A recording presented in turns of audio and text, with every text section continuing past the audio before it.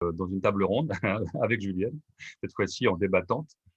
Henri, donc tu es maître de conférence en sciences de gestion à l'Université Paris-Dauphine, où tu diriges actuellement un M2 de management des télécoms et des médias. Tu collabores à une chaire gouvernance et régulation. Tu es président d'un think tank qui s'appelle Renaissance numérique depuis 2016. Tu as été membre du Conseil national du numérique entre 2018 et 2020. Et là, tu viens de sortir un nouveau livre sur les business models de plateforme chez Vuber. Voilà. Il y a aussi des articles assez récents en jeu numérique, les annales des mines de Paris. Nous aurons aussi donc Denis Guibard qui nous parlera, Henri, pardon, nous parlera de la régulation, entre autres, hein, problème de régulation. Denis Guibard qui nous parlera plus du projet de cloud européen Gaia-X, qui est souvent en fait peu connu, mais qui est quand même quelque chose qui est en train d'avancer. Denis, toi, depuis 2014, donc tu es directeur de l'Institut Mines Télécom Business School, qui est l'école de management de l'Institut Mines Télécom. Auparavant, donc, tu as mené une carrière au sein du CNET, qui est le Centre national d'études des télécommunications, puis de France Télécom et d'Orange. Tu es diplômé de l'École Polytechnique, de l'École nationale supérieure des télécommunications et de la Sloan School of Management. Et tu es aujourd'hui président de la Commission Développement durable et responsabilité sociétale, la conférence des grandes écoles. Enfin, nous aurons le plaisir d'avoir Corinne Vercher-Chaptal, qui avait aussi participé à la journée à l'IRG. Je crois, Corinne, tu vas nous parler beaucoup de plateformes alternatives. Tu es professeur à l'université Sorbonne Paris-Nord, ancienne directrice adjointe du CEPN et actuellement chargée de mission pour les sciences humaines et sociales et le campus Condorcet. Alors, tu as participé au pilotage d'un programme de recherche pluridisciplinaire qui s'appelait Entreprendre en commun et qui a été financé par l'Association française de développement. Et aujourd'hui, tu pilotes un programme qui s'appelle TAPAS, qui est financé par la DARES et l'ADRES et qui porte justement sur des plateformes collaboratives, alternatives. Donc, on voit que voilà, ça va nous permettre de voir à la fois peut-être des choses qui touchent à la régulation en général, à des projets de plateforme institutionnels comme Gaia-X, mais aussi d'ouvrir sur d'autres formes de réponses alternatives, comme l'évoquait Julienne en début d'introduction de cette table ronde. Je pense que je peux me taire maintenant et laisser la parole à nos intervenants. Alors, les règles, peut-être, je rappelle, comme chaque panéliste, on doit donner un peu nos règles. On va avoir une succession d'exposés de 15 minutes. Puis, on autorisera bien sûr une série de réponses, mais uniquement de clarification. Si un mot, un acronyme, un élément n'a pas été compris pendant 5 minutes pour clarifier. Et après, on enchaînera. Et on gardera les questions comme la table ronde d'avant de débat, plutôt pour après les 3 exposés. Je propose de démarrer. Henri, the floor is yours. Il faut que je vais arrêter le partage. Ouais, j'arrête. Voilà.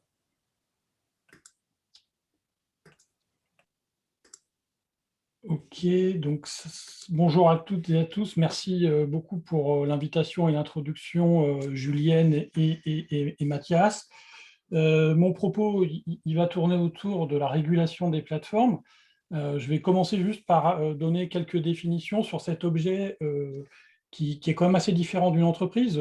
Plusieurs collègues parlent de méta-organisation, c'est-à-dire une articulation nouvelle entre entreprise et marché pour certaines d'entre elles, et qui pose donc des soucis dans l'appréhension par les régulateurs de cet objet. Et donc, je voudrais, Julienne l'a rappelé en introduction, aussi montrer la diversité des plateformes et donc la question assez complexe que le régulateur a devant lui, c'est-à-dire comment construire une régulation efficace de ces acteurs. On va quand même du système d'exploitation à l'application de rencontres en ligne. Et donc, entre ces deux extrêmes, il y a effectivement toute une variété de plateformes qu'il s'agit quand même un peu de comprendre parce qu'elles ne posent pas toutes les mêmes questions. Et donc, je vous montrerai que dans la réponse que l'Europe entend apporter assez récemment avec 2 grands textes qu'elle a mis en discussion fin décembre, qui sont le Digital Market Act et le Digital Single Act, on a une espèce de nouvelle façon de raisonner sur la régulation qui est assez nouvelle, je vais le dire comme ça, et qui en tout cas interroge sur quelle est la régulation la plus efficace qu'il faut qu'on trouve pour réguler les problèmes que posent ces nouveaux acteurs. Voilà, c'est le sens de mon propos. Alors, ici, juste pour vous rappeler qu'il y a quand même une variété infinie de plateformes. On a des plateformes qui concernent le travail et l'organisation des tâches et ce qu'on appelle l'économie de la demande, avec au sein de ces modèles, je n'ai pas le temps ce matin de les discuter, mais vous avez des modèles extrêmement variés entre Malte, qui est plutôt sur des travailleurs qualifiés, et puis à l'extrême inverse, vous avez Amazon Mechanical Turk, qui est sur des tâches, et ce que Antonio Cavilli appelle le travailleur du clic. Bon. Et donc, vous avez déjà, rien que dans cette partie-là des plateformes, une extrême variété dans les modèles et dans la complexité des questions que pose chacune d'entre elles.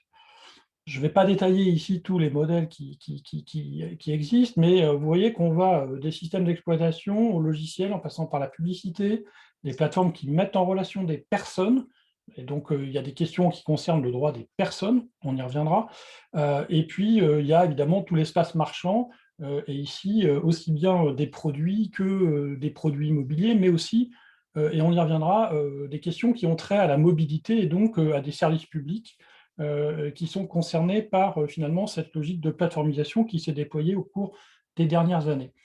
Alors, je ne vais pas ici passer trop de temps à définir ce qu'est une plateforme, pour autant on arrive aujourd'hui quand même à avoir une vision assez commune entre collègues sur le fait que ça combine plusieurs logiques. Il y a une logique qui est d'abord un système de distribution, de développement commercial, c'est-à-dire un système transactionnel, et puis de l'autre côté un système d'innovation, c'est-à-dire quelque chose qui met en capacité les acteurs d'innover, d'échanger, et tout ça, ça s'appuie sur un écosystème qui va être plus ou moins large selon les modèles de plateforme, et que c'est un modèle de co-construction de la valeur dans lequel le rôle et la place de l'écosystème peut varier selon les modèles, y compris les utilisateurs et le client, bien évidemment, dans la place dans cet écosystème. Et donc ici, c'est un schéma un peu plus sophistiqué qui montre qu'il y a vraiment deux logiques, une logique de gestion d'innovation et de mise en capacité, hein, de fordance, et puis une logique de transaction qui permet le développement des échanges, avec des modèles qui sont parfois très intégrés de type, on va dire, Amazon, et la place de marché d'Amazon, qui va jusqu'à vous proposer en tant que vendeur la logistique et le marketing qui va avec, et puis des plateformes totalement faiblement intégrées, plutôt du type Le Bon Coin, où finalement, vous êtes juste dans une plateforme de mise en relation, et la plateforme joue un rôle assez léger dans finalement la création de valeur et la production de l'échange. Évidemment, après, on a des plateformes qui ont des natures très différentes. Il y a des plateformes très, très centralisées, de type Google ou Amazon, et puis des plateformes décentralisées, et des plateformes qui émergent, des plateformes distribuées, notamment avec celles qui reposent sur la blockchain. Et donc, en fait, il y a des modèles très variés, qui posent tous des questions assez différentes. Et ce qu'on va essayer de faire, c'est d'essayer de comprendre qu'en fait, on peut résumer ça quand même à 5 types de plateformes, hein. Sinon, on n'y arriverait pas. En tout cas, c'est la typologie que je propose, et c'est une typologie qui en fait s'appuie sur une des caractéristiques assez fondamentales des plateformes, c'est-à-dire qu'elles captent les externalités positives de réseau, c'est-à-dire les effets de réseau. Il y en a deux principaux. Les effets de réseau directs, c'est le nombre d'utilisateurs. Les effets de réseau indirects, c'est, on va dire, la valeur qui est apportée par l'écosystème. Et quand on met en regard ces deux logiques, on peut identifier 5 logiques majeures de plateformes: les places de marché, les systèmes d'exploitation, les réseaux sociaux, les réseaux de communication, les réseaux de données. Alors évidemment, chaque plateforme, hein, si vous prenez par exemple WhatsApp, on va le retrouver dans les réseaux de communication, mais vous pouvez avoir une plateforme comme Facebook, hein, qui est à la fois une place de marché, à la fois un réseau social et à la fois un réseau de communication. Bon, donc c'est ces grandes plateformes dont on va parler, parce que c'est celles qui préoccupent effectivement un certain nombre d'acteurs, des citoyens aux régulateurs. Alors, il y en a bien d'autres, mais ensuite, premier point, il y a déjà un certain nombre de régulations qui existent concernant chacune de ces plateformes. Il y a des droits des télécoms, notamment en Europe, qui s'appliquent aux messageries instantanées, pardon. Il y en a qui s'appliquent évidemment sur les places de marché, puisqu'il y a déjà une directive européenne qui s'appelle Platform to Business. Il y a, concernant la contrefaçon, la directive copyright, le droit commercial et le droit de la consommation qui s'exercent dans ces espaces-là. Il y a, concernant les réseaux de données, qui concernent à peu près tous les autres types de plateformes, bien sûr le règlement général sur la protection des données, il y a un droit des bases de données, ce qui est un point important et ce qui le distingue des données personnelles. Il y a sur les données, sur les réseaux de données de type mobilité, une loi française assez importante concernant ces plateformes, c'est la loi d'organisation des mobilités, la LOM, qui vient, par exemple, réguler les licences de partage de données. Et ça a des conséquences, par exemple, sur la circulation des données entre des plateformes de type Google Maps, Citymapper ou RATP ou SNCF. Bon. Et donc, en fait, il y a déjà un certain nombre de régulations qui existent et qui s'appliquent d'ores et déjà concernant ces plateformes. Et puis, sur les réseaux sociaux, il y a eu une tentative en France de mettre en place un certain nombre de textes très maladroits pour certains, comme la PPL Avia, qui voulait régler la question du retrait des contenus et des propos haineux. En fait, tout ça va passer au niveau européen parce qu'évidemment, les acteurs et la taille qu'évoquait Julienne amènent à penser que la régulation aurait une efficacité supérieure si elle était européenne, ce dont on va peut-être rediscuter parce qu'il y a un questionnement notamment par certains États de cette logique. Je ne vais pas rentrer dans les systèmes d'exploitation, mais pour dire qu'en fait, quand on parle de cloud, il y a quand même plusieurs types de couches. Il n'y en a qu'une qui est visible par l'utilisateur que nous sommes, c'est-à-dire c'est la couche applicative, et que en fait, vous avez des couches beaucoup plus basses qui concernent les infrastructures que Julienne évoquait, hein, c'est-à-dire qu'elles fournissent clairement des espaces de stockage, des espaces de la puissance de calcul et des couches réseau. Et donc, c'est cette partie-là qui effectivement est aujourd'hui la plus importante en termes d'activité.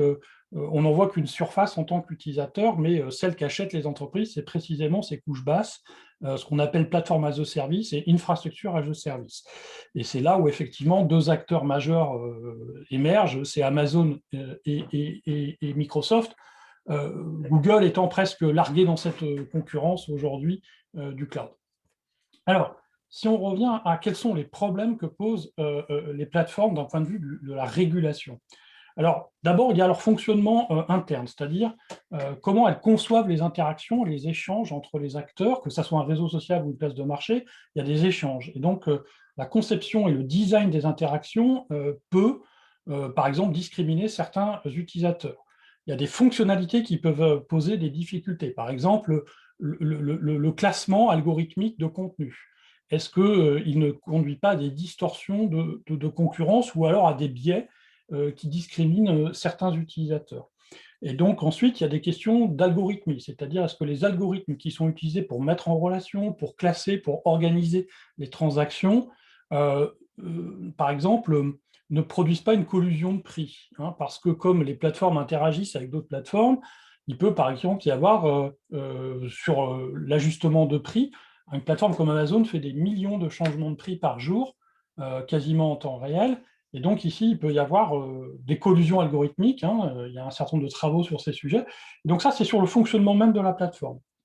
Deuxième type de problème, c'est comment les utilisateurs utilisent ou non la plateforme. Et donc c'est le comportement des parties prenantes et de l'écosystème qui est un problème. C'est-à-dire, est-ce que, par exemple, on va mettre en vente des produits qui ne sont pas autorisés? Est-ce qu'on va mettre en vente de la contrefaçon? Est-ce qu'on va tenir des propos haineux?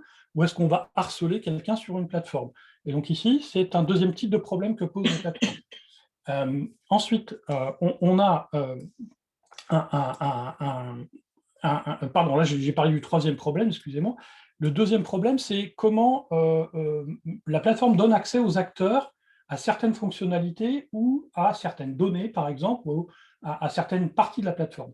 Et donc ça, c'est un type de problème qui, par exemple, est est-ce qu'on accède par exemple, à l'identification d'un utilisateur dans iOS? Est-ce qu'on a un identifiant publicitaire? Et là, il y a aujourd'hui clairement des décisions qui sont prises par Apple qui vont bloquer beaucoup d'accès aux données que possède Apple sur ses propres utilisateurs.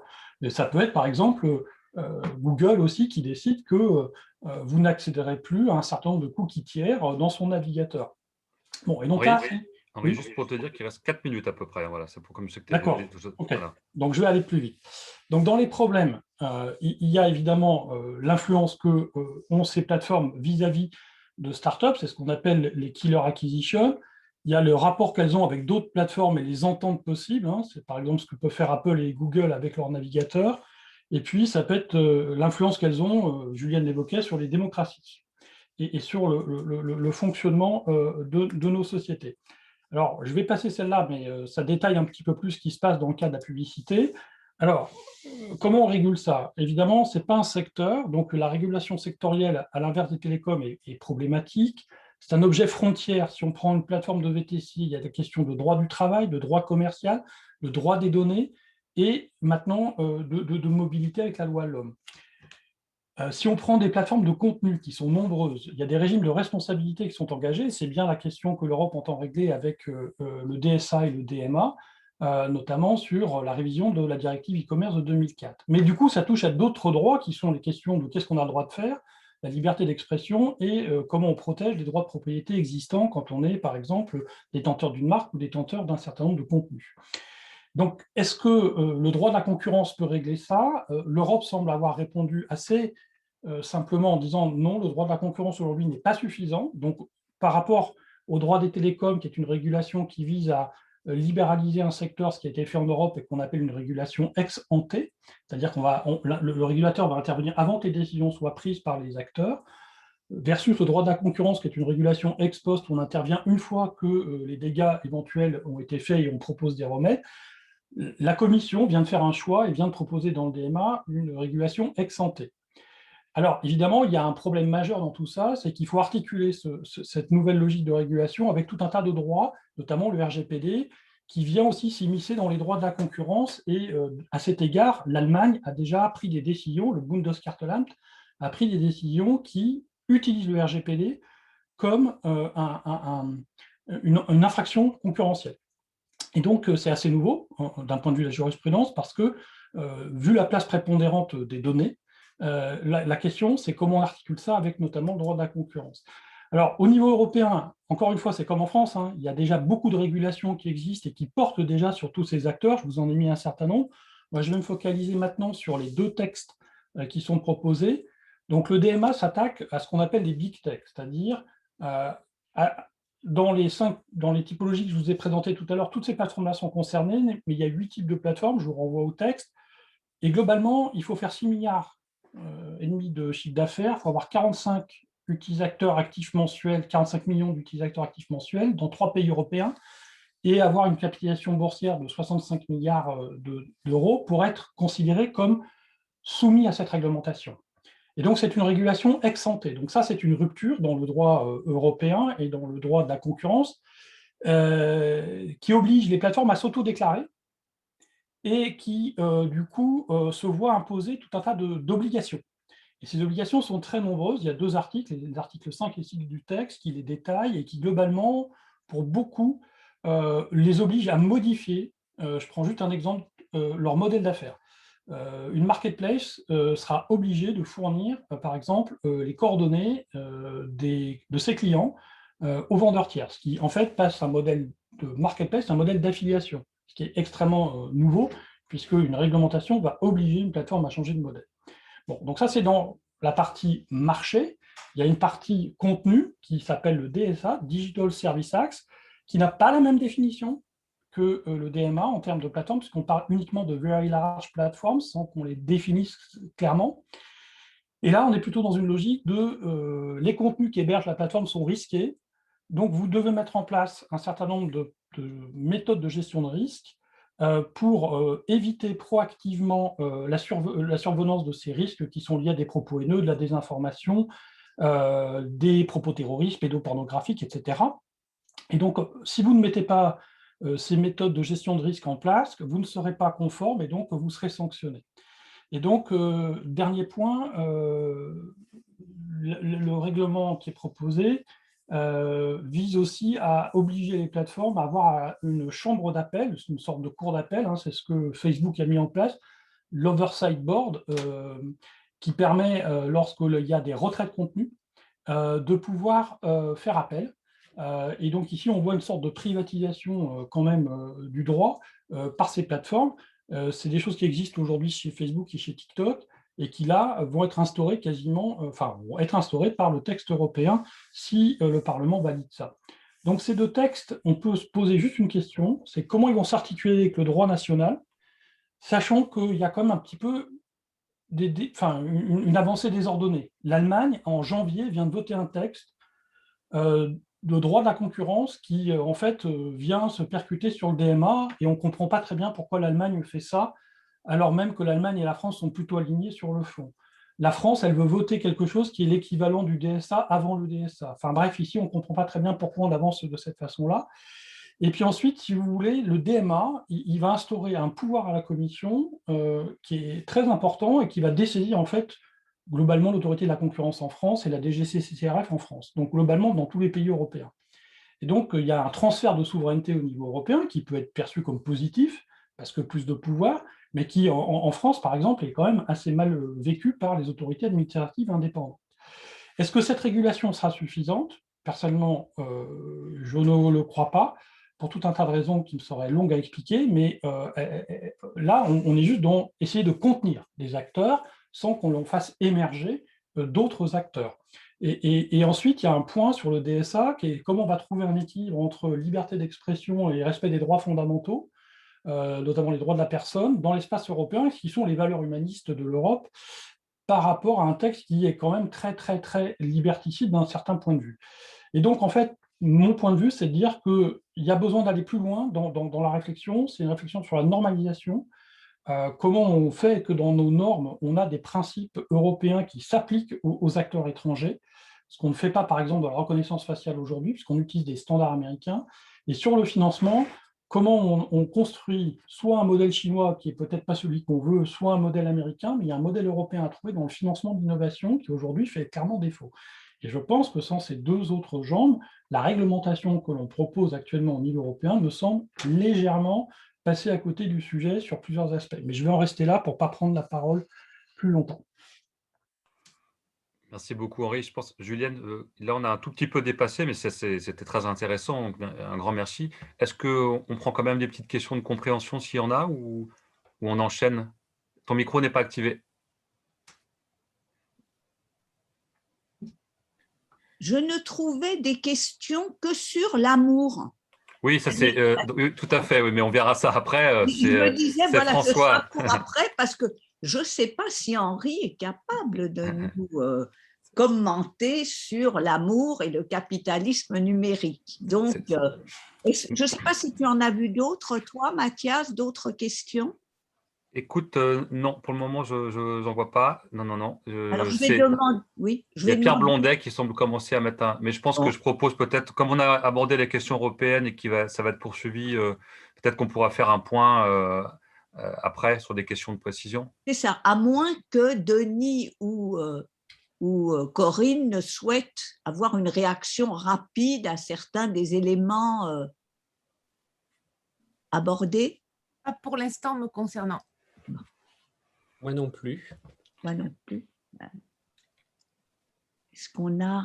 Denis, normalement, tu dois pouvoir partager ton écran. Sinon, tu me dis, j'ai tes planches. Alors, ouais, il faut que… Là. Partager l'écran. Ah, en attendant, il y a une question de Pierre Blondet qui vient d'arriver. Quelle distinction faites-vous entre régulation et réglementation? C'est bien une question de… Peut-être ça ouvrira un débat, mais au moins de clarification des termes. Là, c'est plutôt pour Henri. Hein. Bah, la régulation, ça peut être plus large que la réglementation parce qu'elle peut impliquer différents types d'outils. Ça peut être par exemple des codes de bonne conduite. Ça n'a pas forcément vocation à être purement réglementaire, une régulation. Et ça peut être donc par des normes ou par d'autres mécanismes de régulation comme des politiques publiques qui peuvent aussi orienter certains choix. Merci. C'est bon, Denis? Non, j'ai mon cloud personnel qui bloque. Alors, ce que je propose peut-être, c'est que comme je l'ai là, j'active depuis moi mon hein, et puis tu me diras, tu me dis pour passer. OK. Donc, je vais revoir si ça récupère l'écran. Donc, bonjour à toutes et à tous. Je suis ravi d'être là et d'avoir été invité à ce séminaire. Un petit peu impressionné parce que je ne suis pas franchement un académique. Moi, mon seul rôle académique, c'est de diriger une école. J'en profite pour saluer les membres du corps professoral de l'école qui sont présents dans l'assistance. Donc, le titre, c'est Infrastructure et souveraineté numérique. Alors, quand on parle d'infrastructure et de souveraineté, on pense plutôt qu'on est dans le domaine du matériel et qu'il y a une certaine localisation, une territorialisation. Quand on ajoute le mot numérique, l'infrastructure prend un côté aussi immatériel, et il y a la dimension logicielle et les données, et la territorialisation perd peut-être de sa capacité à assurer la souveraineté, et Henri l'a évoqué rapidement, et on pourra reparler un petit peu aussi du Cloud Act par exemple. Donc, du coup, on est sur un enjeu beaucoup plus compliqué et on a, pour assurer cette souveraineté numérique, un certain nombre de leviers. Le premier, c'est la maîtrise technique des infrastructures, qu'elles soient matérielles ou logicielles. On a, bien évidemment, on y reviendra, c'est quand même cet aspect de localisation. Il y a un volet important, c'est toute la gestion des données, la création, le stockage, le transport, les traitements, la distribution de ces données-là. Et puis, on a bien évidemment, et là ça a été déjà couvert, la question du droit, mais derrière le droit se situent toutes les questions de normes. Et puis, in fine, il y a le comportement des utilisateurs finaux. Et les utilisateurs finaux, ils ne sont pas seulement à la fin, ils sont aussi au début. La façon dont on met des données, dont on produit des données, dans la façon dont on utilise et on consulte des données, et le fait aussi que quand on consulte des données, on en produit encore, qui sont elles-mêmes réinjectées dans le système. Au milieu de tout ça, il y a le cloud qui ne couvre pas tous ces aspects-là, mais qui a un lien avec tous ces aspects-là. Et sur le cloud, on l'a un petit peu déjà évoqué, il y a des enjeux importants, notamment vu des acteurs européens qui soient entreprises ou institutionnels. Et c'est un petit peu aussi le titre, c'est la question de s'affranchir autant que possible des infrastructures hégémoniques. On a parlé des GAFAM, pour faire plaisir à Julienne, et des BATX. Et il y a le Cloud Act qu'on a évoqué, et puis, quelle que soit, je dirais, l'origine géographique d'un fournisseur hégémonique, il y a la question souvent du verrouillage par un fournisseur. Une fois qu'on a mis ces données à un endroit, ça peut être très compliqué de les déplacer et de changer de fournisseur, donc on est un petit peu verrouillé chez un fournisseur. Et l'enjeu, et c'est à ça que va essayer de répondre le projet Gaia-X dont je vais vous parler, c'est de garantir la souveraineté des données, leur disponibilité, leur interopérabilité, leur portabilité, et puis de promouvoir la transparence. Et derrière tout ça, il y a aussi une question de confiance. Mathias, si tu peux. Et donc, c'est là qu'apparaît la démarche et le projet Gaia-X. Alors, j'ai intitulé le transparent du cloud souverain national, qui est un projet qui a un petit peu fait long feu, en tout cas en France, à Gaia-X, qui est parti d'un manifeste franco-allemand pour l'industrie qui ne couvrait pas que le sujet de l'intelligence artificielle et du cloud en février 2019, mais qui mentionnait le data sharing, qui a débouché avec une impulsion un petit peu germanique au départ sur ce projet Gaia-X qui s'est concrétisé par une réunion ministérielle en juin 2020, où là les choses commençaient à se mettre en place avec 22 membres fondateurs, 11 Allemands, 11 Français, et la production déjà d'un certain nombre de documents qui jetaient les bases du projet, dont une architecture technique et dont les deux que je cite là, des règles et des architectures de normes. On reviendra sur ces deux aspects-là. Et puis à partir de ce point de départ, Gaia-X a pris, je dirais, pas Gaia-XX, mais Gaia-X a pris son envol, avec notamment un sommet en novembre 2020 qui a rassemblé plus de 180 membres, y compris, et là c'est un point important, on pourra sans doute y revenir aussi dans la discussion, des membres non européens provenant de 18 pays, dont 12 en Europe, donc ça veut dire qu'il y en a 6 qui ne sont pas en Europe, et un certain nombre des acteurs, y compris importants, qui ont été mentionnés par Henri, se retrouvent dans Gaia-X. Et puis la structure a avancé et le roi des Belges a signé récemment le décret créant formellement l'association, puisque c'est une association de droit belge, et les structures de Gaia-X en Belgique. Donc, l'IMT, donc l'Institut Mines Télécom, est un des 11 membres fondateurs français. Ça peut paraître un petit peu surprenant. Donc, l'Institut Mines Télécom, c'est 7 grandes écoles d'ingénieurs et une grande école de management, tout le monde sous la tutelle du ministère de l'Économie, des Finances et de la Relance, avec un certain tropisme hein, pour le monde du numérique, pas seulement au travers des écoles X et anciennement télécom qui en font partie. C'est aussi le hub français de l'International Data Space Association, et on reviendra un petit peu sur les data space, et c'est un institut qui porte une plateforme qui s'appelle TerraLab, qui est une plateforme ouverte, tiers de confiance pour la collaboration entre les entreprises et les chercheurs autour des données, qui propose une infrastructure sécurisée, souveraine, neutre, qui permet ce brocage des données, de partager des données et de construire des applications et des traitements au-dessus, notamment dans les domaines de l'intelligence artificielle, du big data et de l'Internet des objets. Et donc GaiaX a été créé, alors le slide est très très chargé, on ne va pas forcément tout lire, mais j'imagine que les slides sont partagés, hein. Non pas pour, et ça c'est important, non pas pour créer un acteur du cloud, non pas pour créer un concurrent des Microsoft et autres Amazon, mais pour créer un écosystème numérique fédéré et fédérant des acteurs et pouvant répondre aux enjeux que j'évoquais précédemment, hein, autour de l'interopérabilité, de la portabilité, dans un environnement de confiance et dans un environnement sécurisé. Hein, donc, vous voyez apparaître, et je ne vais pas forcément les lister tous, hein, dans les deux grands carrés, les principes directeurs, hein, d'une part, et les exigences vues du côté de l'utilisateur. GaiaX veut aussi être orienté utilisateur et aborder les problématiques, non pas forcément par les couches les plus basses, même si elles sont sous-jacentes, mais en allant regarder le côté utilisateur et les attentes des utilisateurs, que ce soit en termes de confiance, d'interopérabilité, voire d'architecture technique. Alors, un projet a forcément un planning, on ne va pas rentrer dans le détail, hein. Là, on voit à peu près ce qui est prévu, à la fois au plan institutionnel et développement. Alors, ce que développe en premier lieu DataX, c'est des cadres de référence, des règles, des normes, des principes, pas forcément des solutions techniques, même s'il y aura des pilotes, hein, à partir des construits et ensuite des plateformes ouvertes.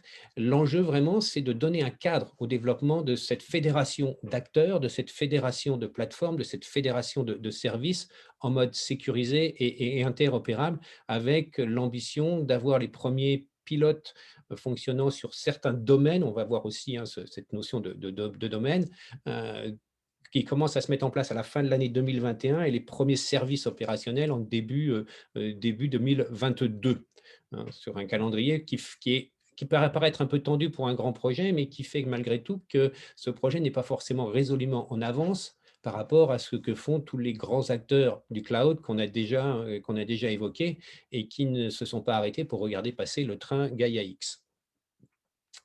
Donc, il faut bien donner un petit peu de vision technique, hein, et donc je ne vais pas tout vous commenter, mais ce qui est important, hein, à bien voir, et c'est le sens un peu, c'est le sens de ce X, hein, et de l'espèce d'arbre avec les racines et les branches qui représentent le projet GaiaX, et qui peut être vu aussi comme un aspect de tuyère.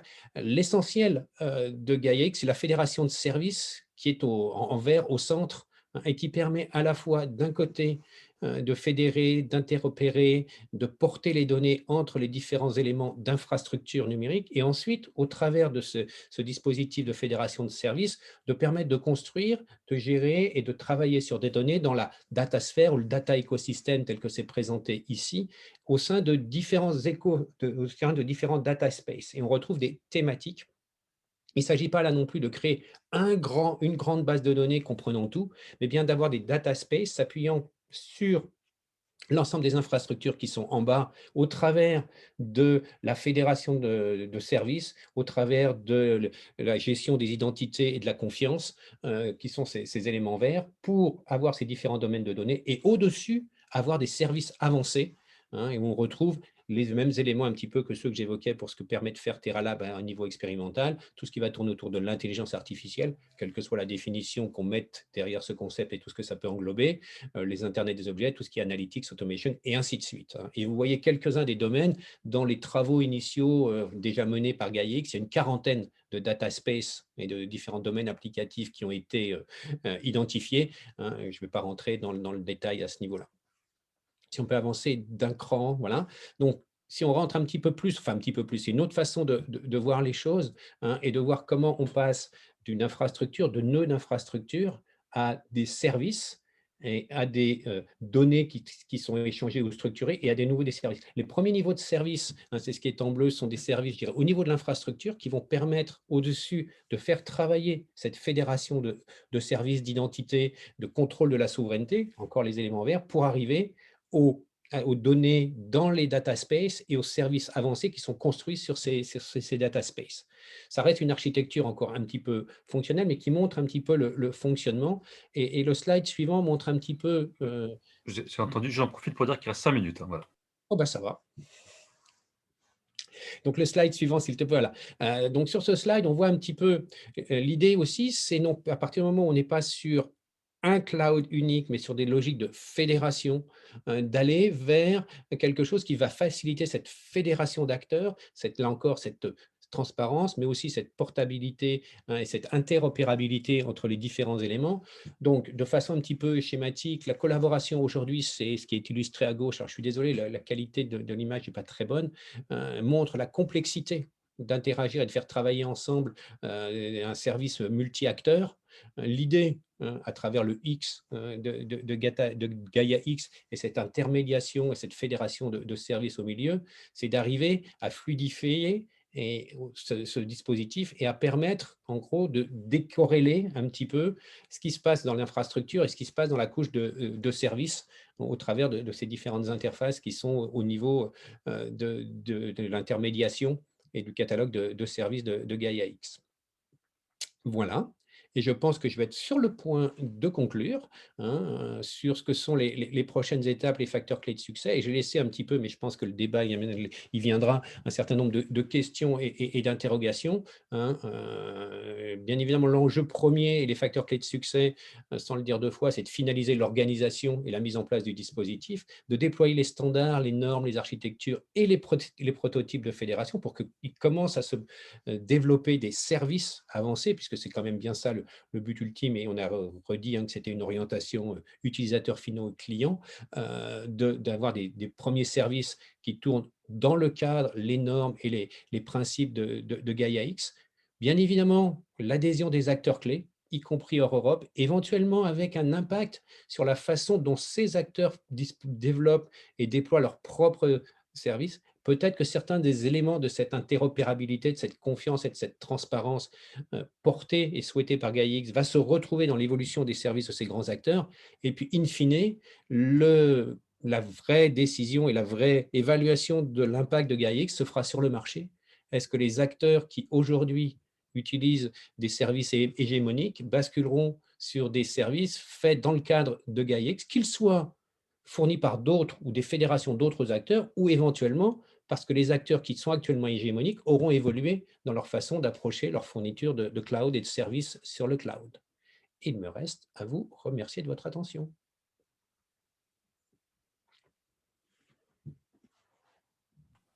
Julien, ton micro est éteint. Un grand merci, Ramon Denis, c'était très dense, très clair et très dense. Je pense qu'on va avoir des questions, donc je regarde dans le chat. Alors moi, je ne peux plus ouvrir le chat. Donc, si, ça y est, il s'est rouvert. OVH Cloud, nous dit-on, notre principal cloud, il y a un incendie qui a détruit le data center strasbourgeois.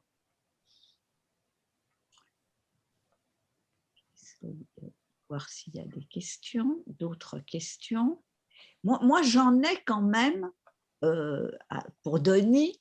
Est-ce que les investissements qui sont faits dans Gaia X, je t'en ai parlé à d'autres moments, te semblent en accord avec l'ambition affichée du projet? Parce que des projets de cloud souverain, comme tu le disais en introduction, on en a déjà vu mourir quelques-uns. Donc là, est-ce que, sachant qu'il y a des relations de pouvoir qui vont s'établir entre les différents acteurs, que si j'ai bien compris, les GAFAM ont parfaitement le droit de rentrer dans Gaia X? Il y a Google, non? Ils y sont. Un certain nombre de GAFAM, alors je n'ai pas vérifié toute la liste dans les 180, oui, mais un certain nombre de ces acteurs sont dans Gaia X, où ils vont y rentrer. Mais avec quand même, il y a deux niveaux. Le conseil d'administration de Gaia X, qui est celui qui, in fine, valide notamment les standards, les normes, et qui peut éventuellement, est réservé aux acteurs européens. Alors après, est-ce que Microsoft Europe est considéré comme un acteur européen? On peut avoir des… mais ça, c'est le point. Après, quand on parle des investissements, la question et l'équation financière n'est pas forcément totalement établie. Ça dépend de quels investissements on parle ou des investissements de qui. Il est certain qu'il y a les investissements des acteurs, parce que, bon, à côté de l'Institut Mines Télécom, qui a une capacité d'investissement limitée, et pas forcément le rôle, il y a quand même des acteurs extrêmement puissants, français, allemands et maintenant d'autres pays qui sont là, et qui ont un enjeu, eux, y compris de business, pour devenir des acteurs, et qui ont intérêt, sans doute, à investir dans un dispositif où ils seront, si tout se déroule bien et si le fonctionnement multilatéral avance bien, à être dans cette fédération pour avoir une capacité, une puissance bien supérieure à ce qu'ils auraient ou ce qu'ils n'ont pas réussi à faire sur des clouds souverains nationaux. Donc, à mon avis, l'enjeu d'investissement, il peut être au niveau effectivement des institutions européennes, puisque ce projet il est quand même aussi porté au niveau européen, mais il est d'abord dans les investissements que les acteurs membres vont faire pour travailler ensemble et développer non seulement des solutions, leurs infrastructures propres et le travail sur ce cœur du X, ce croisement des deux branches du X, qui est le cœur du dispositif. Tu parlais à un moment et d'ailleurs, Henri, avant toi, vous parliez des dissensions surprenantes qu'il y avait parfois entre les Français et les Allemands qui apparaissaient pourtant à d'autres moments sur la même ligne. Les Allemands, ils ont énormément investi dans l'industrie 4.0. Avec qui? Avec Microsoft et avec Amazon Web Services. Ils ne vont pas maintenant retirer leurs investissements pour dire nous maintenant c'est Gaia X. Donc comment on a imaginé, c'est joli comme schéma, et d'ailleurs Corinne doit être frappée par les concordances qui existent entre les projets coopératifs et la manière dont ils imaginent se fédérer, être interopérationnables, etc. Et ce projet Gaia X qui reprend beaucoup dans ses principes, des principes qui sont développés, disons, pour les communs. Moi, je suis assez frappée, sauf que là, on fait des communs avec des gens qui ne partagent pas forcément les mêmes intérêts et les mêmes valeurs. Et quel est, à ton avis, le devenir de Gaia X? En tant que représentant d'un des membres fondateurs, je ne peux avoir, en une instance publique, qui plus est, qu'un avis positif, mais avec des précautions. Et j'ai évoqué rapidement un certain nombre de facteurs clés de succès. Je vais peut-être revenir un petit peu en retrait, enfin en avance, en arrière plutôt, sur les points que tu évoquais. Alors, ce qui se passe des deux côtés du Rhin. D'abord, deux choses. Sur l'industrie du futur, il y a aussi toute une démarche franco-allemande sur le sujet, sur un certain nombre de sujets. Donc là aussi, c'est quelque chose qui est structuré. Et quand on revient au manifeste des deux ministres, Le Maire et son homologue de 2019, il y a différents éléments sur l'industrie du futur qui ne sont pas uniquement les infrastructures de données et l'intelligence artificielle. Ensuite, un certain nombre des acteurs que tu citais sur lesquels l'Allemagne travaille, ou des acteurs allemands travaillent, ils sont, Microsoft par exemple, est membre de Gaia X. Donc, toute la question va être, effectivement, c'est un des points que j'évoquais, est-ce que, et c'est le pari qui est fait, à partir du moment où il a été décidé d'ouvrir à des acteurs non européens, le pari qui est fait, c'est en fait de les amener dans la logique, les principes qui étaient de Gaia X. Et ça, c'est effectivement un vrai pari, parce qu'on peut se dire, soit ils viennent là pour être acteurs, jouer le jeu, et préserver d'une certaine façon leur accès au marché européen. C'est un certain nombre d'acteurs européens, et on peut imaginer, y compris des acteurs institutionnels, à un moment donné, auront quelque part une sorte d'obligation de recourir à des fournisseurs de services estampillés Gaia X. Ça pourrait être par exemple le cas des administrations. Après, les entreprises, c'est plus difficile, mais ça peut être des engagements aussi. Donc, Microsoft peut avoir, et les autres, intérêt à rentrer dans ce schéma-là, à en être acteur, Éventuellement, si c'est contraire à leurs intérêts, essayer de freiner en étant à l'intérieur certaines des choses. C'est de toute façon, on retrouve des choses qui existent depuis les débuts de la standardisation. À partir du moment où on essaie de faire des C'est choses en ça. commun, soit ça dépend de l'état d'esprit et des objectifs de chacun, hein, dans un dispositif. Et à 180, ça devient forcément compliqué, avec des gens qui ont des pouvoirs différents. Il y a ceux qui ont le pouvoir institutionnel, les droits de vote au conseil d'administration. Il y a ceux qui ont le pouvoir de la technologie et le pouvoir économique. Absolument. La taille. Et donc ça va être très dialectique. Et pour l'instant, on ne peut pas le dire. Ça va être exactement les enjeux de, principalement, vu la roadmap que je vous ai présentée, les enjeux de l'année 2021. Mhm. Merci. Je propose, Julienne, peut-être qu'on passe à l'exposé de Corinne maintenant. Un grand merci, Denis. Merci, Denis. Alors, je vais faire le partage d'écran. OK, c'est bon? Ça m'a l'air de fonctionner. Ça marche, c'est parfait. OK, merci.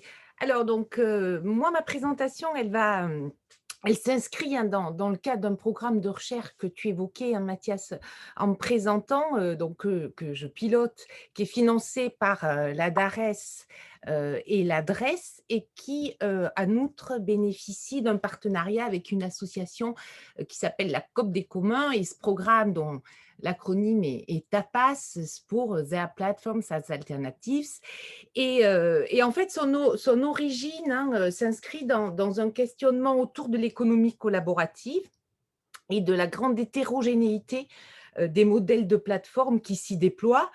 Certaines d'elles ayant des caractéristiques qui les rapprochent des communs, comme l'évoquait Julienne, alors que d'autres plateformes, hein, relèvent de relations purement marchandes au sein d'un capitalisme que certains dénomment aujourd'hui capitalisme de plateforme.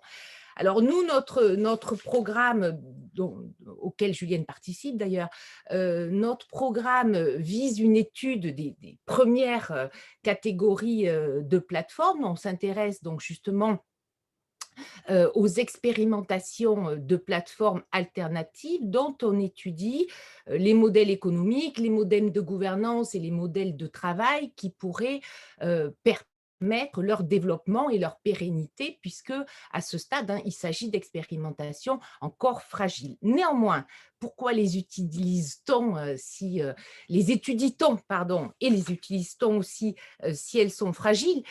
C'est parce que l'hypothèse qu'on formule, hein, c'est que ces plateformes, elles peuvent vraiment, par les innovations dont elles sont porteuses, préfigurer des régulations novatrices, hein, d'où le lien avec les interventions précédentes, hein, d'autres modalités de régulation, un peu à l'image, hein, de ce qu'ont fait les mutuelles pour la sécurité sociale. Alors, ce dont on s'est rendu compte, donc c'est une étude profondément ancrée sur le terrain, hein, puisque la COP des communs nous a fourni les terrains, ces expérimentations de plateformes. Et donc, on s'est vite rendu compte que pour dégager les spécificités de ces plateformes alternatives et saisir leur originalité, il était nécessaire de mobiliser un cadre qui permettait d'envisager l'économie au-delà du seul principe marchand, et c'est-à-dire, hein, un cadre qui permet d'aller au-delà de ce que Karl Polanyi a appelé l'économie formelle, hein, et donc permettre de… On est revenu, hein, au principe polanien et notamment aux dynamiques de réencastrement et le cadre polanien qui garde toute sa pertinence pour penser à la fois le capitalisme de plateforme et ses alternatives. Alors rapidement, bien sûr, je ne reviens pas sur le cadre polanien, mais rapidement, on voit bien que le capitalisme de plateforme constitue une nouvelle étape, hein, dans le processus de marchandisation parce qu'il permet un approfondissement de la marchandisation du travail ou plus exactement une régression par rapport aux protections instaurées par l'État social en substituant l'auto-entrepreneuriat au salariat, hein, notamment. Mais par ailleurs, il déploie aussi la marchandisation en direction de nouveaux objets, puisque ce sont aujourd'hui les données qui se trouvent, et notamment les données personnelles, hein, vous l'évoquiez, qui se trouvent saisies par le phénomène de marchandisation de l'information jusqu'à devenir le carburant, hein, de cette nouvelle économie numérique. Alors, en parallèle, et les interventions précédentes l'illustraient parfaitement, hein, on assiste bien sûr, en parallèle de cette marchandisation et de ce désencastrement, on assiste à des formes de résistance, hein, de la part des institutions publiques, hein, qui visent à réencastrer les acteurs hégémoniques que sont ces grandes plateformes. Et cette dialectique, hein, elle est finalement très caractéristique du double mouvement qui avait été mis en lumière par Karl Polanyi dans La Grande Transformation, hein, où dans le même mouvement où les marchés s'étendent, des contre-mouvements, hein, émergent pour en contrôler justement l'expansion. Alors, bien sûr, il y a des tentatives de régulation mises en œuvre par les autorités publiques, ce que Henri nous a largement bien présenté, mais de manière originale, sur le terrain, il y a aussi l'émergence de plateformes alternatives, hein, qui proposent d'autres façons de faire et qui proposent finalement oui, enfin, on voit bien depuis une quinzaine d'années, que ce soit en Europe ou aux États-Unis, des mouvements comme le mouvement des plateformes coopératives, hein, qui, bien qu'insérés dans le marché, proposent, hein, sur des principes d'échange qui s'émancipent des principes purement marchands pour justement tenter de répondre à des enjeux de soutenabilité à la fois sociale et environnementale. Et ce sont ces éléments-là que l'on a étudiés. Alors rapidement, on a un échantillon de plusieurs plateformes pour vous montrer un petit peu la diversité des secteurs.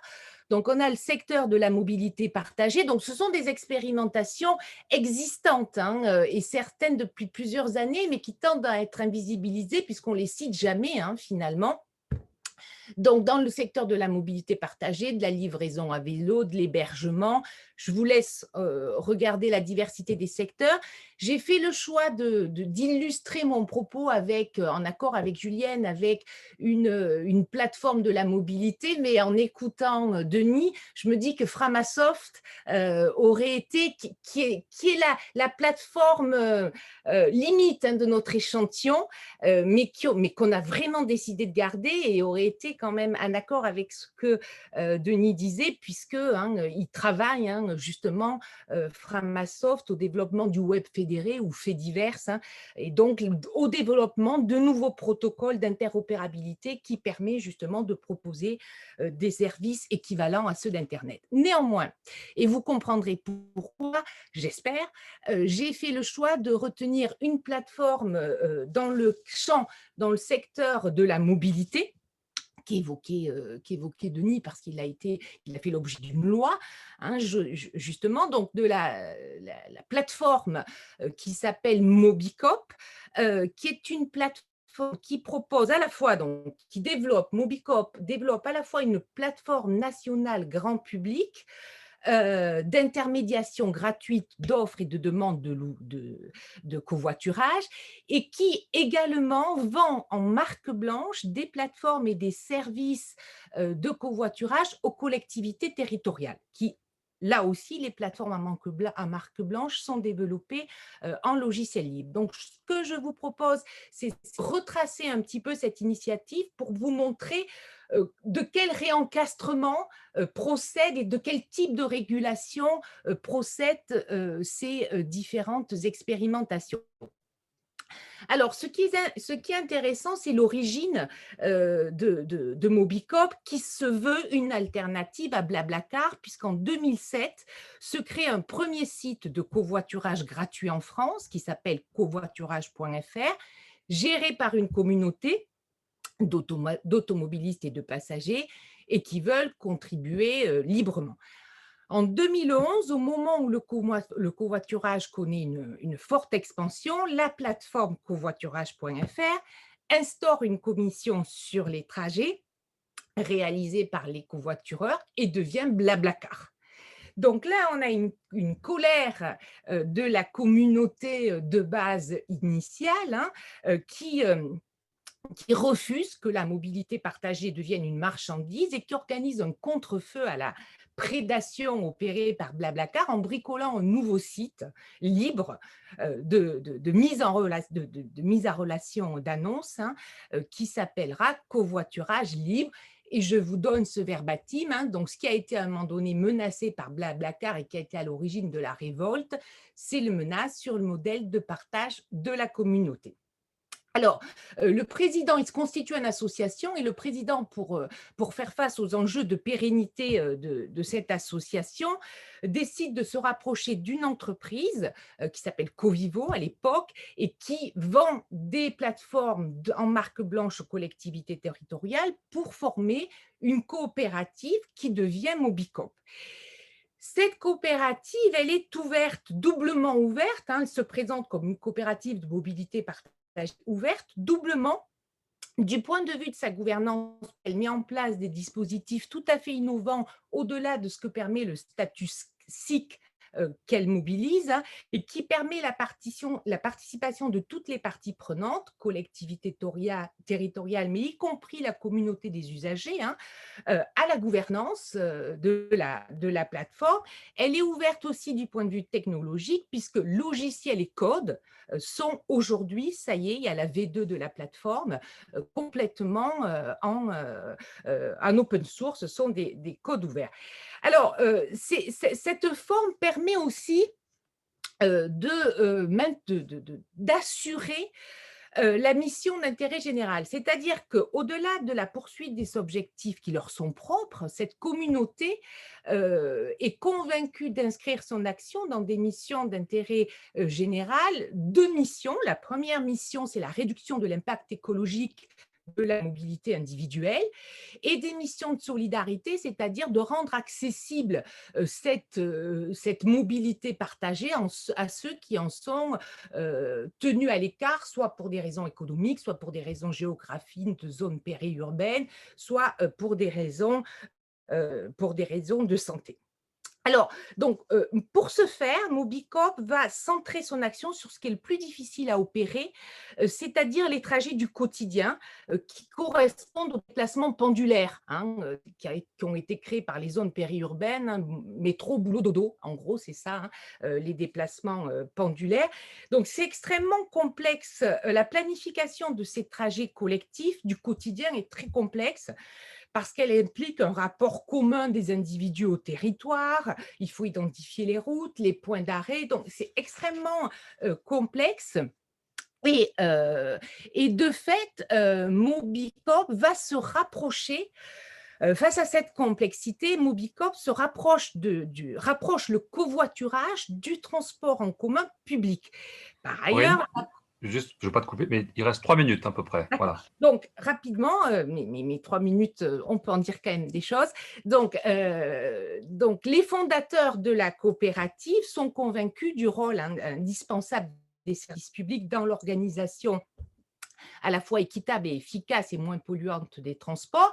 Donc, on s'inscrit bien dans une offre de transport de multimodalité, c'est-à-dire où on va articuler la mobilité partagée individuelle aux offres de transport proposées par les collectivités territoriales sur le territoire. Par ailleurs, Mobicop développe un modèle d'économie plurielle puisque la plateforme grand public repose sur des dons pour préserver la mobilité comme un bien commun, mais la pérennité économique est assurée par la vente aux collectivités territoriales de plateformes à marque blanche. Donc, on a une activité marchande qui permet de développer la plateforme et de pérenniser la plateforme grand public. Donc, on a l'échange marchand qui est mis au service de la réciprocité de manière assez différente de Blablacar, opposée à Blablacar, qui, lui, marchandise des pratiques sociales, qui étaient au départ communautaires. Bien sûr, dans ce système, l'acteur public joue un rôle pivot, et c'est là qu'on trouve l'intérêt général, hein, puisque, je vous lis ce verbatim, on réfléchissait à une technologie en pensant qu'à l'époque, il n'y avait pas de modèle économique, sauf si on considère que la mobilité, c'est une politique publique et qu'une plateforme n'a de sens et n'a d'intérêt que s'il y a un modèle économique avec les collectivités territoriales. Donc, ce qui veut dire que, rapidement, je termine, c'est ma dernière diapo, on voit qu'il y a une articulation entre différentes formes de réencastrement. Il y a un premier réencastrement de l'activité économique de la plateforme spatiale, c'est-à-dire que la mobilité partagée individuelle s'inscrit dans les infrastructures territoriales, les infrastructures publiques territoriales. Donc, par rapport aux plateformes capitalistes qui finalement ne possédant aucun matériel, s'évadent de cette implantation territoriale, là, la mobilité individuelle privée, fût-elle collective, et en plus inscrite dans des infrastructures territoriales. Donc là, on a un réencastrement plus en réseau, hein, à la Granovetter, c'est plutôt du soft réencastrement si on devait en parler, mais on a aussi un réencastrement qui me semble plus lié à un phénomène de démarchandisation par l'action publique, c'est que le plaidoyer de Mobicop, c'est pour l'émergence d'une catégorie d'action publique. Et quelle est-elle? C'est la mobilité organisée collectivement par les utilisateurs et gratuitement, de façon complémentaire versus concurrentielle, Blablacar, au service public. Donc, on a là un encastrement.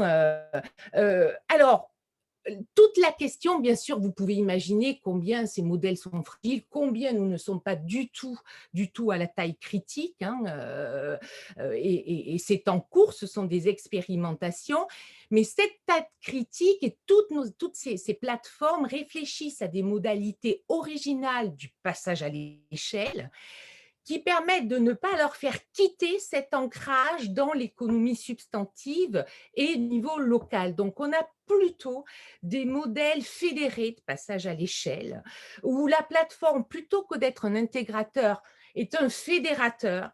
Et ça implique quoi chez Mobicop? De travailler l'interopérabilité des plateformes, c'est-à-dire qu'on propose d'interopérabiliser, de rendre interopérables les plateformes des régions avec la plateforme nationale. Et pour ça, il y a une réflexion sur la création d'une coopérative de données territoriales de mobilité. Donc, vous voyez combien l'existence, la pérennisation de ces alternatives dépend des enjeux d'interopérabilité, de syndication dont parlait Denis Gaia X, hein, pour permettre de combiner enjeux de taille critique et ancrage local, puisque c'est au niveau de ce local que se jouent les dynamiques réciprocitaires. Voilà. Merci. Merci beaucoup, Corinne. Juliane, à nouveau ton micro, et si tu voulais… Alors, on a eu des questions nouvelles dans le chat, mais qui portent plutôt sur le débat qu'on va avoir maintenant à la suite de ces 3 interventions. Peut-être qu'il y a quand même des questions sur ces précises de compréhension ou de précision sur l'exposé de Corinne Vercher-Chaptal. J'attends de voir si ça apparaît. Juliane, tu en as peut-être toi… Non, j'en trouve pas non plus.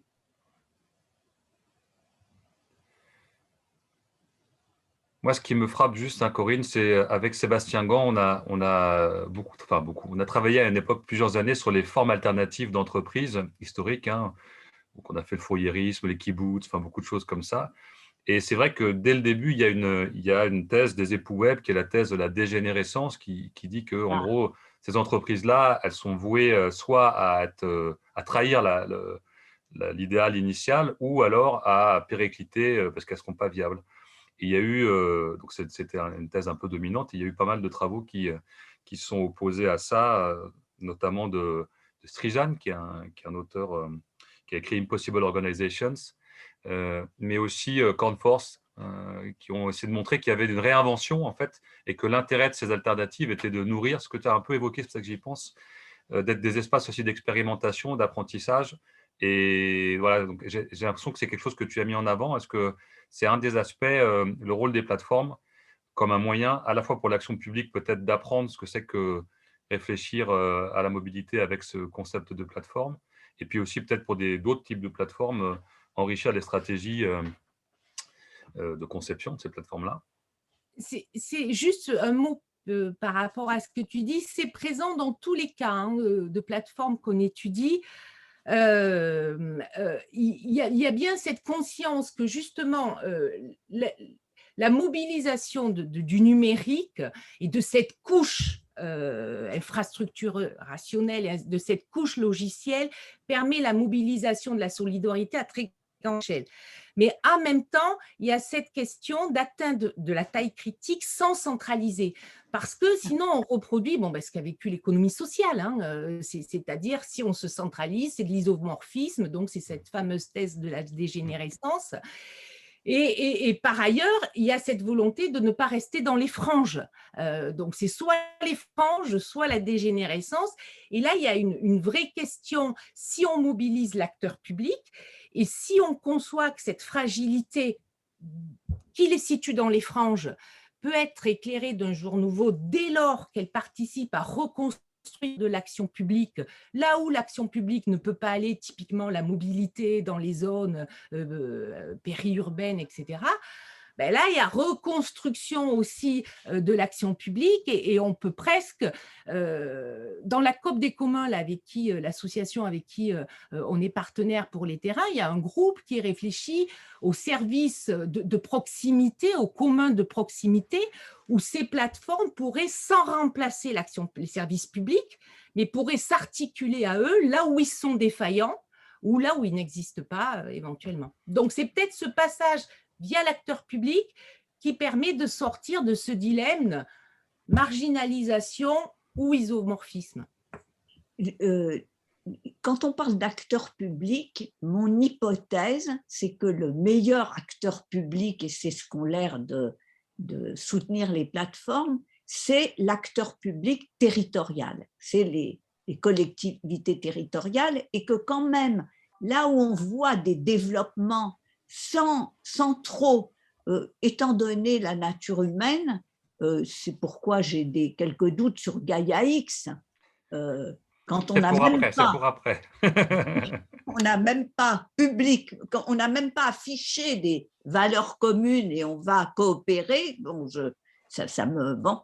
mais on sait les difficultés de la coopération. Mais par exemple, l'exemple de Barcelone et d'autres sharing cities, ça montre quand même que l'articulation entre les pouvoirs locaux et les plateformes coopératives peut permettre d'avancer jusqu'où on le verra, mais que c'est bien dans cette articulation et dans cette récupération d'une souveraineté démocratique locale articulée au global, hein, que moi j'ai de l'espoir. Je souhaiterais savoir quel est le sentiment des autres intervenants. Alors attends, juste avant de rentrer, parce qu'on va dans la suite parler d'espoir et même d'amour, parce qu'on me sollicite là, de toutes parts pour qu'on revienne à Georges Bataille, donc on va y revenir. Mais avant, il y a une question dans le chat qui paraît être une question un peu de compréhension et de précision sur l'exposé de Corinne. Après, on ouvre le débat, le grand débat. C'est un spectateur anonyme ou une spectatrice, du coup, je ne sais pas, qui pose une question intéressante puisqu'elle dit quels sont les usagers de ces plateformes alternatives et est-ce que ça ne va pas drainer un public militant, très informé, au détriment d'autres usagers. De ce fait, elle pose peut-être aussi la question de l'inclusion ou de la diversité de ces utilisateurs. Est-ce que Corinne, là-dessus, sur les plateformes que tu étudies, tu as des éléments là-dessus? En essayant d'être pas trop court, de garder des éléments de plus de perspective pour le débat qui va suivre. Oui, tout à fait. Il y a une communauté dans toutes ces alternatives, il y a une communauté cœur et puis des cercles qui est effectivement militante au sens où la rationalité de leur action, elle n'est pas instrumentale, elle est vraiment liée à des valeurs qu'ils veulent défendre. Et là, c'est la mobilité pour préserver l'écologie. Et c'est eux qui vont animer sur les territoires, faire des animations sur les territoires pour justement travailler à cette forme de transition culturelle qui fait qu'on abandonne le confort de notre voiture individuelle pour aller dans du collectif. Et après, effectivement, il y a cette notion de communauté de proximité et puis de grand public qui fera que les offres sur la plateforme, il va y avoir un grand nombre d'offres et de demandes de covoiturage pour qu'il y ait du matching qui se passe. Et effectivement, cette question du grand public, comment cette communauté bénévole permet aussi de s'articuler à ce grand public, elles en sont là, ces alternatives. Avec, autant elles savent très bien se positionner face à la communauté cœur, autant le positionnement par rapport à ce grand public, dont certaines me disent, mais le grand public, il n'existe pas, on le crée, n'est pas si évident. Donc la question est absolument pertinente. Mais pour revenir sur cette question, l'anonyme me démentira si je me trompe, il y a toujours ce soupçon des plateformes des bobos. Hein. Et aux États-Unis, il y a eu plein d'études, enfin, il y a plein d'études sur ces alternatives qui semblent montrer qu'il y a quand même, avant tout, des communautés de bobos. Je n'ai pas absolument ressenti ça. Voilà. Alors, ça dépend des secteurs. Par exemple, Framasoft, on est quand même aussi dans des structures qui sont ancrées dans l'associationnisme et qui sont ancrées dans l'éducation populaire. Et dans l'éducation populaire, ce n'est pas vraiment des bobos qu'on rencontre. Donc, voilà, il y a une diversité. C'est complexe et ça demanderait une étude vraiment à part entière qui n'est pas l'objet de celle qu'on a fait. Mais... Ok. Bon, très bien. Je pense qu'on peut ouvrir le grand débat. On va donc démarrer par la question attendue. Donc, on a notre collègue François Demarche donc le spectateur